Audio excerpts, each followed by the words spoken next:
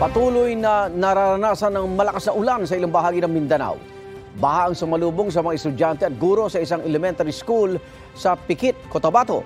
Mabuti hindi inabot ng baha ang mga silid-aralan at opisina sa eskwelahan. Humupa naman ang baha kalaunan kaya hindi na sinuspinde ang klase.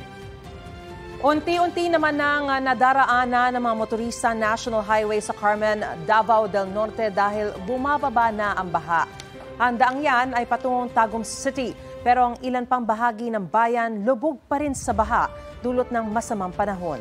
12 pamilyang nawalan ng mga bahay dahil sa pagguho ng lupa sa barangay Marilog proper, Davao City. Nasa evacuation center muna sila ngayon. Ang mga kapitbahay ng mga apektadong pamilya giniba na ang kanilang mga bahay sa sitio para maiwasan ang anumang sakuna.